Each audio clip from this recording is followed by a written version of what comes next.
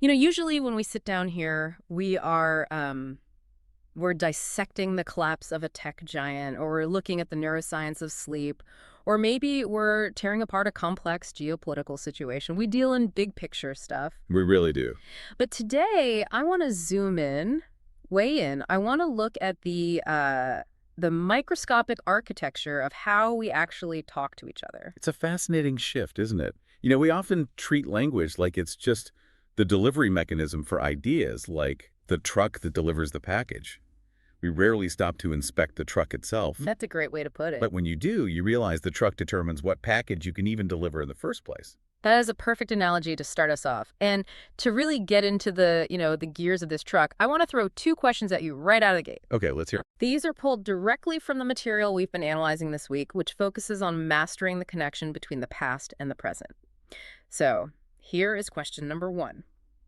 Imagine we are at a dinner party, and I ask you, have you ever been to Manali? Okay, evocative question. It makes you think. Right. Now, hold that feeling. Here's question number 2. Same dinner party, same context, but instead I lean over and I ask, did you go to Manali last weekend? Completely different vibe. Totally different feeling. On the surface, if you are just learning English or if you are rushing, they sound like they're getting at the same thing. They are both asking about your physical presence in a specific hill station in India. Yeah, Manali. Yes or no? But the material we are diving into today, which is specifically day 31 of this advanced language learning journey, it makes a massive claim here. It argues that while both sentences are grammatically perfect, they are fundamentally different questions. They are worlds apart. And this isn't just about grammar rules. It's about psychology. It's about philosophy almost. How? Well, the material highlights the first question, have you ever been to Manali, is an inquiry into your identity. It's asking about the sum total of your life experiences up to this very moment. An identity question. Okay. But the second question, did you go to Manali last weekend? Yeah. That is an inquiry into your schedule. Identity versus schedule. I love that distinction. It's like one is asking for a story and the other is asking for a timesheet. Exactly. That's a brilliant way to phrase it. If I ask, did you go last weekend? I am looking for a binary data point, yes or no. Did the event occur in that specific 48-hour window? It's purely logistical. It's logistical. It's a courtroom deposition. State for the record whether you were in Manali. But if I ask, have you ever been, I don't care about the date. I don't care if it's in 1990 or 2024. I am asking, does the experience of Manali exist inside you? Is it part of the library of your soul? The library of your soul. That is heavy for a grammar lesson, but I think it's completely accurate. And that is really our mission today. We are going to unpack this tense, the present perfect. That's the technical term for that have you ever structure. Right. And we're going to see how it battles, or rather how it dances, with the simple past. And we should probably clarify the context here. The material we are looking at is day 31.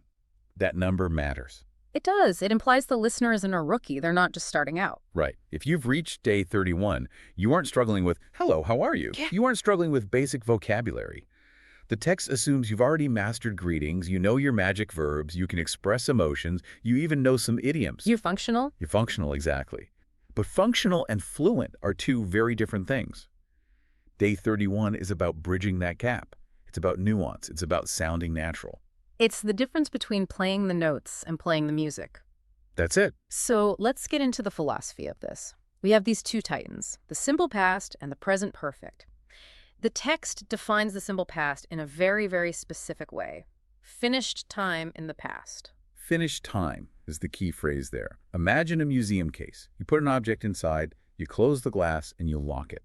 That is the simple past. The action is done. It is completely separated from the present moment by a wall of time. A wall of time. And because of that wall, when we use the simple past, we're almost exclusively obsessed with when it happened. So if I say, I visited Manali last year, the phrase last year is the glass case. Precisely. It's over. The year is done. It has no direct impact on the physical now other than, the fact that it happened. The timeline is closed. Okay, that makes sense. Now compare that to the definition given for the present perfect. The text calls it the connection between past and now. This is where it gets a little trippy. The present perfect destroys the wall. It shatters the museum glass. It says, yes, this action happened in the past, but the relevance of that action, the result of it, is living and breathing right now. So it's not a dead artifact. It's still active somehow. It's active in you.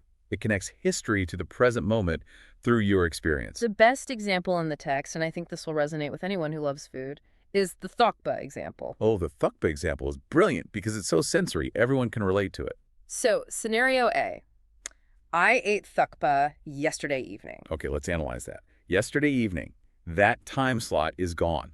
It is never coming back. Yeah. You ate the soup, the bowl is empty, the check is paid, the information is historical. It's a logbook entry. It's a logbook entry. Yeah. Tuesday night, ate soup. That's it. Okay, now scenario B. I have eaten thukpa many times. Notice the difference. There is no time anchor. We aren't talking about yesterday or last week. We are talking about you right now sitting in this chair. Yeah. You're a person who possesses the knowledge of what thukpa tastes like. So the action of eating is in the past. Right. But the attribute of being a thukpa eater is a current status. It's a current status. It's like a badge you wear. I have this badge now. I am a person who has eaten thukpa. It is. It's part of your resume. And think about a resume, right? You don't write, I learned Python on October 14th, 2018 at 3 p.m. That sounds weirdly specific and, frankly, irrelevant. Right, nobody cares about the date. You write, I've learned Python. It's a skill you carry with you into the interview room. It's relevant now. That's a really clear distinction. There's another example in the text about trekking that I think clarifies this even further. It contrasts, did you go trekking last summer with, have you ever gone trekking? Yes, and again, look at the intent behind the question. Yeah. If I ask, did you go trekking last summer? And you say, no, what have we established? We've established that I didn't go trekking last summer. That's about it. That's it. We've established that your summer was trek-free. Maybe you were busy. Maybe you were sick. Maybe you went to the beach instead. It doesn't tell me if you like trekking or if you know how to trek. Right. It's just a schedule check. Were you busy then? But if I ask, have you ever gone trekking, and you say no, that is a much bigger statement about you. A bigger statement how? It means that in the entire span of your existence, from birth until this recording, you have never walked up a mountain with a backpack. It defines your boundaries of experience. It says more about who you are. It's interesting because the examples they use, eating snow, visiting Manali, climbing peaks, these are what I'd call memory markers. They are the things that stick. They are significant life events, even the small ones. I was thinking about the eating snow example. If I say, I ate snow, it sounds like a specific incident. Like maybe I fell face first while skiing. I ate snow yesterday. Right, a specific unfortunate event. You're reporting a fact from a single point in time. But if I say, I have eaten snow, it sounds like a confession. Or, a playful admission of childhood wonder. Yes, I have done this weird thing. It's part of my story. It implies the memory is still accessible and relevant to who you are now. And this leads us to what the text calls the rule of thumb. And honestly, if you listening take away one thing from this entire hour, this should probably be it. Okay, the big takeaway. It's the what versus when test. Break that down for us. It's deceptively simple. If your main interest, your main curiosity, is about when exactly the event happened, the date, the time, the year, you are legally required by the laws of English grammar to use the simple past. No choice. You have no choice. The grammar police will come for you. You cannot say, I have gone to Manali yesterday. Oof. Yeah, that sounds wrong. Oh, it was a crime. It Oh, sounds God. like nails on a chalkboard to a native speaker. The word yesterday forces the simple past. I went. End of story. But But if you care about what happened, the content of the event, the experience itself, the fact that it occurred at all, regardless of the timeline, you use the present perfect. it's all about your focus. Is my focus on the calendar or on the experience? Precisely. And the text uses a great bungee jumping scenario to illustrate this. Have you ever tried bungee jumping? Versus, did you try bungee jumping in Rishikesh last month? Right? Think about the social implications here. Imagine you are on a date. This is where grammar actually affects your love life. High stakes indeed. Very high stakes. If you ask your date, did you try bungee jumping in Rishikesh last month? Oh. That's a very narrow, very specific question. If they say no, the conversation creates a dead end. It just stops. Oh, okay. You didn't do I it. guess we'll talk about the weather now. Right, It's a closed door. right. But if you asked, have you ever tried bungee jumping? You are opening a door. If they say yes, you get a story. Oh my gosh, when, where, was it scary? And if they say no, If they say no, the implied follow-up is, but would you like to? Are you the kind of person who would? It invites a discussion about personality, fear, adrenaline, dreams. It's a conversation starter. whereas the simple past, in that case, is a conversation closer. In many cases, yes. That is such a key insight. The present perfect is an invitation. The simple past is a verification. An invitation versus a verification. I like that. I'm going to use that. Please do. There's one more example in this section that I think trips people up constantly, especially with negatives. The Ladakh scenario. Ah, yes, the negative. So I've never been to Ladakh versus I didn't go to Ladakh last summer. This is so crucial because of the finality. If I say, I didn't go to Ladakh last summer, it's a very limited statement. It just negates one time period. It allows for the possibility that you went the summer before. Or you're going next week. You're just crossing off that specific time slot on the calendar. But I have never been to Ladakh is an absolute zero. It means the experience is completely absent from your life file. It sounds so dramatic when you really think about it. My feet have never touched that soil. But that is the power of the tense. That's what it's for. It covers the entire span of your life. It sweeps from your birth right up to the now. It's a grand, sweeping statement. Okay, so we've got the philosophy down. We understand this idea of identity, the resume, the connection to now. But we need to talk mechanics. Let's get into the weeds. Because even if you understand the vibe, you need to know the words that trigger these tenses. The text calls these keywords and signals. Think of these as traffic lights. When you see these words in a sentence, your brain should automatically shift gears into the correct tense. You shouldn't even have to think about it eventually. It should just become instinct.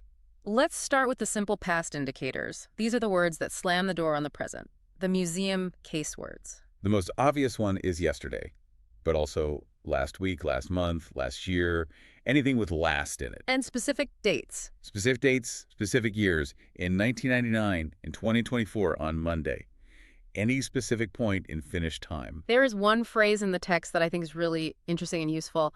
When I was 15. Yes, that is a finished time period. Yeah. Unless you have a time machine, and please let me know if you do, you're not 15 anymore. Right. That part of my life is over.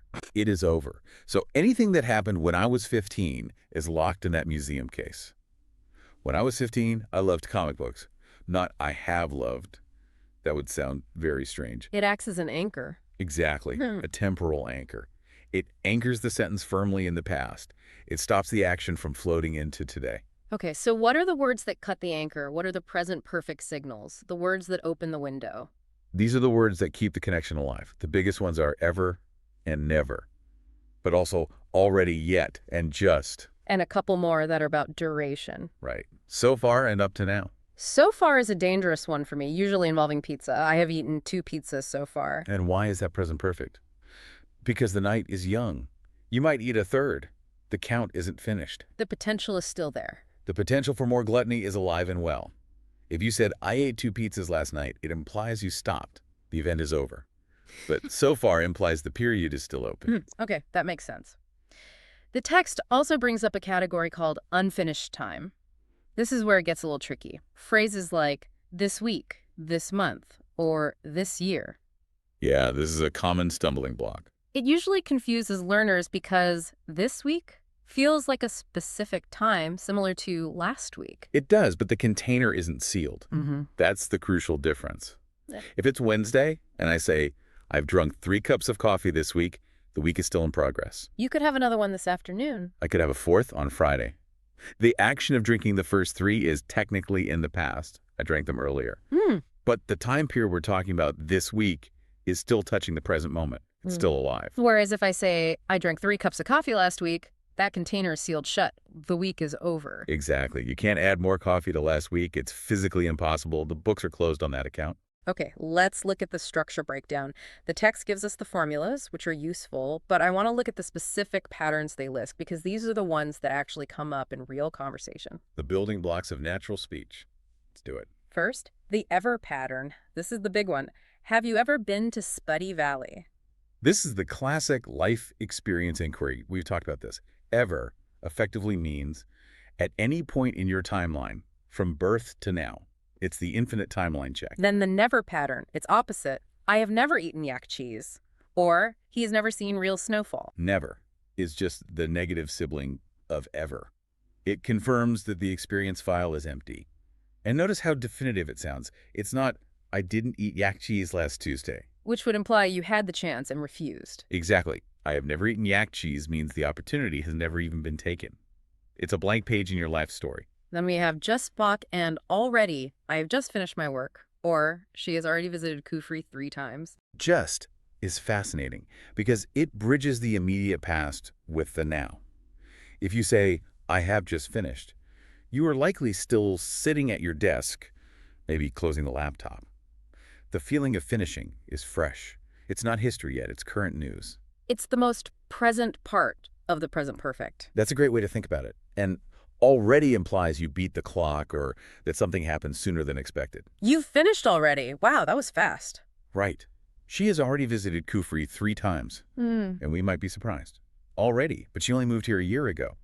It implies a sense of speed or frequency. Then the yet pattern, usually negative or in questions. Have you finished the report yet? Yet is all about expectation. We're standing in the present moment, looking back, asking, has the expected action occurred up to this point? It's incredibly common in business contexts. All the time. Have you sent the email yet? Have they replied yet? And the answer is often, not yet, which is a beautiful, concise little phrase. It means the expected action has not happened, but the expectation still exists. It implies I will. It implies I will, or it's still on the to-do list. And finally, the counting pattern. This one I hadn't really thought about as a rule, but it makes total sense when you see it. This is the first time I have seen snow. This is a golden rule. Whenever you are counting experiences, first time, second time, 10th time, the best time, the worst time, you almost always use the present perfect. So, this is the best movie I have ever seen. Yes. Or, this is the 3rd time I have called you today. Why is that? What's the logic there? Because you are tallying up the score of your life up to this moment. You are looking at the leaderboard of your own history. And this current experience is being added to it right now. The count is happening in the present. Okay, that clarifies a lot. But now we have to talk about the elephant in the room, the part that's pure memorization. Ah, yes. The dreaded 3rd column. The vocabulary, the past participle. You know the table? Column 1, present. Column 2, simple past. Column 3, past participle. The text calls this the irregular list. And honestly, this is where English just decides to be difficult for the fun of it. In a logical, well-designed language, we would just add aid to everything. Walk, walked, walked. Talk, talk, talk. Life would be simple. But English is not simple. English is, what's the joke? 3 languages standing in a trench coat pretending to be one. That's pretty much it. So we have these ancient Germanic roots that create all these irregularities. They're fossils in the language. So go doesn't become good. No, it becomes went in the simple past, which is already weird. But then in the participle, for the present perfect, it becomes gone. I have gone. And see becomes seen, I have seen. Eat becomes eaten, I have eaten. Becomes been. That's a massive one. You hear learners say, I have was or I have went all the time. It has to be, I have been. I have been to Manali. There is a specific distinction here that the text alludes to, but I want to drill into because it causes so much confusion. The difference between gone and been. Oh, the gone versus been trap. This is a classic. It catches everyone. If I say, my brother has gone to Mumbai versus my brother has been to Mumbai, to a beginner, those sound almost identical. They do. They both use the present perfect to talk about your brother and Mumbai. But physically, they place your brother in 2 different cities right now. Explain that. If you say, my brother has gone to Mumbai, it implies he is currently there. He left, and he hasn't returned yet. He is gone. He's still away. He's still away. But if you say, my brother has been to Mumbai, it means he went at some point in the past and he came back. The experience is in his resume, but his body is back home. So if I call your house and ask for your brother, and you say, he has gone to Mumbai, I should hang up. Exactly. Don't bother coming over. He's not here. You can't talk to him. But if you say, he has been to Mumbai, I might say, cool. When he gets a chance, ask him how the traffic was. Precisely. It's a huge difference in meaning based on one tiny little word. It determines presence or absence. The text lists a bunch of these other irregulars. Do becomes done, take becomes taken, give becomes given, drink becomes drunk, write becomes written. Is there any trick to these, or is it just brute force memorization? For the most part, it's brute force, I'm afraid. Right. There's no secret rule. You just have to expose yourself to them over and over until they sound right. You have to memorize the rhythm. Taken, given, eaten, written. The N ending is pretty common. The N ending is a good clue, but it doesn't always work. Right. But yeah, if you're unsure, it's not a bad guess. The real key is just practice until I have wrote. Sounds as wrong to you as I have gone yesterday. There is one pronunciation quirk the text highlights specifically, which I love because it's so sneaky, the verb read. Ah, the visual trickster. READ. It is spelled exactly the same in present, past, and participle, but it sounds different. Yes. So present tense. I read a book every day. Pronounced like read in a river. Long E sound. Okay, Ritz. But the past tense. I read a book yesterday. Pronounced like the color red. Short E sound. And the past participle. Also pronounced like the color red. I have read that book. Twirted. So if I ask someone, have you ever read The Palace of Illusions? I have to use that Chord pronunciation. You have to. If you say, have you ever read this book? A native speaker will twitch. Their brain will short circuit for a second. It's a small detail, but mastery is in the details. It really is. Which brings us perfectly to the next section. We've done the theory, we've done the vocab, now we need to see it in the wild. The fun part. Real-life application. This is my favorite part of the material because it moves away from the sterile fill-in-the-blank exercises and looks at how humans actually speak. The text provides these dialogue scenarios, and they illustrate something really important that they call the shift. The shift is the dance. We rarely stay in present perfect for an entire conversation. That would sound really weird. Yeah. We use it to open the door, and then we walk through that door using this simple past. Let's look at scenario A, the casual friend chat about travel. This is a classic coffee shop conversation. Okay, so friend A asks, have you ever been to Casal? Opening the door, checking the resume, life experience inquiry. Friend B answers, yes, I have. Okay, boom, connection established. Now watch the immediate pivot. The very next sentence is, I went there last summer. We shifted. We went from identity, yes, I have, Yep. to history, I went. Immediately. Because now we are telling a story. And stories need dates. They need context. You can't tell a story in the present perfect. It sounds too floaty and vague. You need to ground it. I went there last summer. It was amazing. I ate Israeli food. All simple past. And then the dialogue in the text shows the shift back. I ate some great Israeli food. Have you ever tried it? And there's the dance again. Because now the speaker is turning the spotlight back to the listener. I've told you my history. Now I'm checking yours. It's a ping-pong match between time and experience. It's really elegant when you see it laid out. It's not random. There's a clear logic to the switch. There is general inquiry in present perfect, specific detail in simple past, and then another general inquiry. That's the rhythm of a good conversation. Okay, let's up the stakes. Scenario B, the job interview. This is where getting this wrong can actually cost you money. Oh, absolutely. The interview question is almost always in the present perfect. Have you ever worked in a team environment? Or have you ever led a project? They are checking your professional resume. They want to know what skills you possess right now. Right. Now, the candidate's answer in the text is perfect. First part, yes, I have. Short, confident, present perfect affirmation. I possess this experience. But then, they No, can't just stop there. They can't. They immediately back it up with evidence. The very next line is, in my previous internship, I worked with 5 other developers on a new mobile app. I worked. Simple past. Because they are describing a specific role in a specific finished time period, the internship. If the candidate said, yes, I have, I've worked with 5 developers in my last job, it sounds a bit clunky, a bit repetitive. It doesn't sound as confident. It doesn't. It sounds like they are still just claiming things rather than proving them. I worked anchors the claim in reality. It's the proof. That distinction, yes, I have, the claim, followed by I worked, the proof. That is a golden formula for interviews. It creates trust. It builds credibility. The Yeah. present perfect makes the promise. The simple past provides the receipt. I love that. The receipt. Okay, let's move to scenario C. The family call. This one felt very close to home for me. The Dal Chawal exchange. This is the universal language of caring parents everywhere. Have you eaten? The mom asks, have you eaten anything today?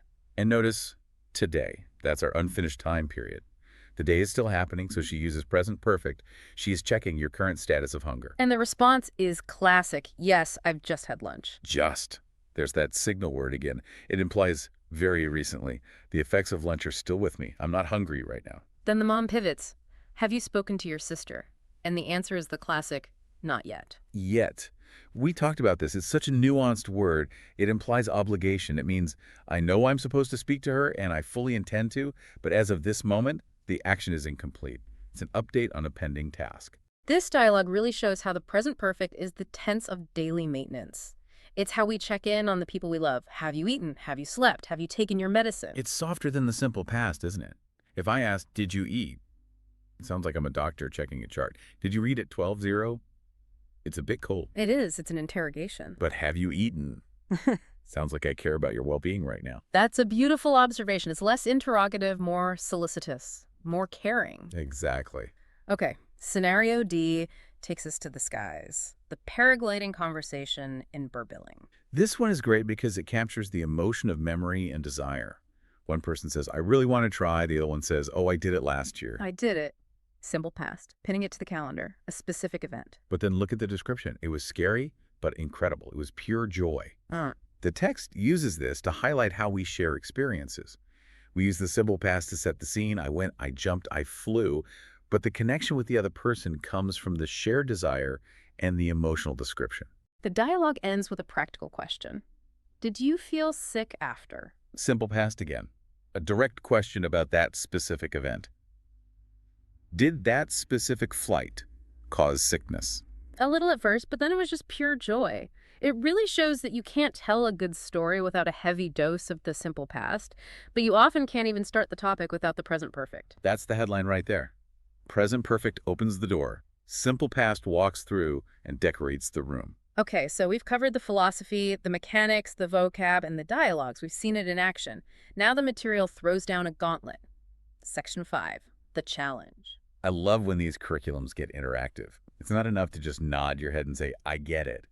You have to prove you can hear the difference. So I'm going to play the role of the quizmaster here. I'm going to throw out the questions from the text, and I want you, as our expert, to break down why they are phrased that way. And for you listening, try to answer them in your head before we dissect them. I'm ready. Let's do it. Question 1. Have you ever seen real snowfall? Okay, have you ever?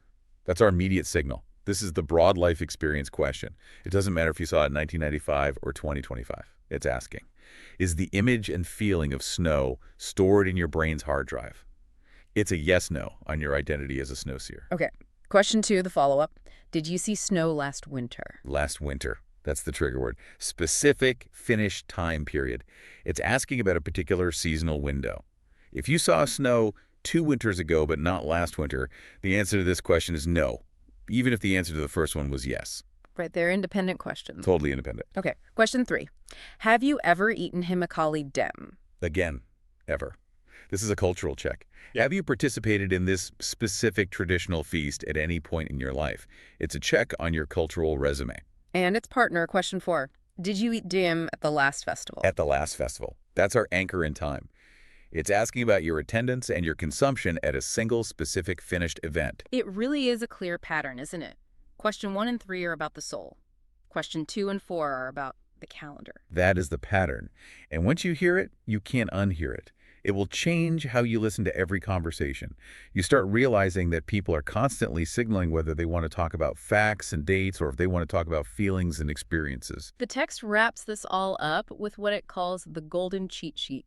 This is the summary for the people who just want the rules short and sweet. Right. For the exam takers, let's synthesize it. 2 main points. Point 1, present perfect equals life experience. The formula is have or has plus the past participle. And its purpose is to connect the past to now. Point 2, simple past equals finished time. The formula is a past tense verb, usually with elated, plus a specific time word. Its purpose is to talk about when. And the key words are the giveaways. If you hear ever, never, yet, just, so far, think perfect. If you hear yesterday, last, in 2020, ago, think past. Simple as that. If you can keep those 2 buckets separate in your mind, you are 90% of the way to fluency on this point. But the material doesn't let the learner off the hook there. It assigns homework. And I actually think this homework is really fun. It's almost like a social experiment. It's a practical application. It's about taking this knowledge out of the notebook and into the world. So task 1, write 10 have you ever questions. But they say to mix it up. Travel, food, sports, feelings. And that feelings part is so good. We often stick to, have you been to Paris? Or have you eaten sushi?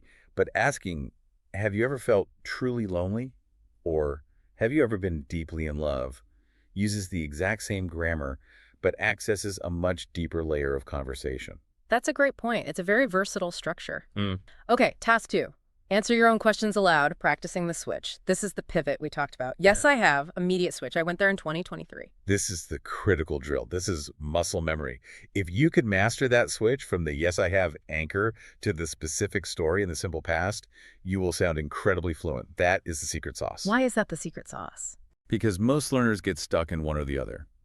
They either speak entirely in the past, which can sound a bit like a dry report, or they overuse the have-done structure for everything, which sounds unnatural. Blending them seamlessly is the goal. Task 3 is a recording task. Record yourself for 90 to 120 seconds answering this prompt. Tell me about some interesting things you've done in your life. And the specific goal here is to use the present perfect at least 5 times. I have traveled to 3 countries. I have met a famous person. I've learned to play the guitar. It forces you to build and articulate that life resume. And why record it? Because listening to your own voice is painful, but it's the best way to catch your mistakes. You'll hear the hesitation, you'll hear the wrong participle, you become your own coach. And finally, the social task. I love this one. Ask a friend or family member, have you ever, today? I challenge everyone listening to this to do this today. Just pick one random, simple thing. Go to your partner or your parent and ask, have you ever eaten a raw chili? Or have you ever ridden a horse? Just ask it and see what happens. It's amazing how such a small grammar point can actually be a social hack.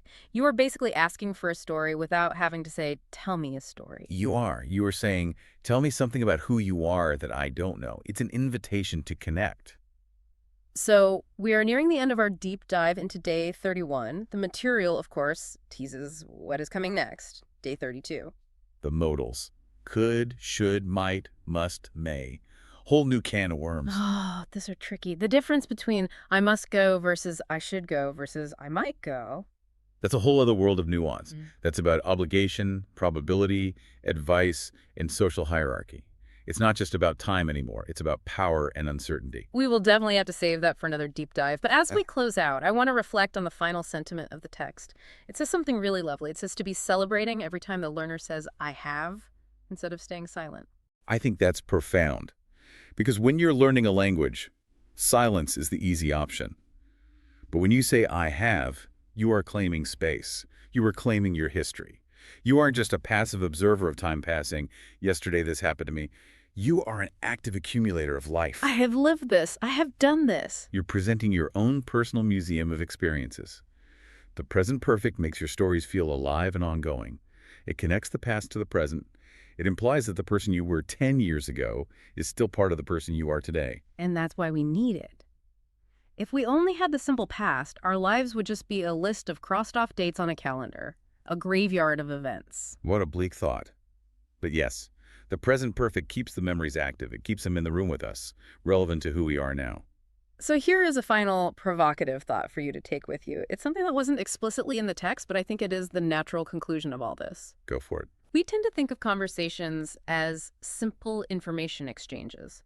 But when you master the art of asking someone, have you ever, you aren't just interrogating them about dates and facts, you're giving them permission to open up a chapter of their soul. You're asking, who are you? Not just, what did you do? That's it. It changes a conversation from an interrogation into an exploration. And in a world where we are all rushing and just want the facts, taking that moment to explore someone's history, their library of experiences, is a real gift. So go out there and ask, have you ever, and see what you find. Thanks for listening to this deep dive. See you next time.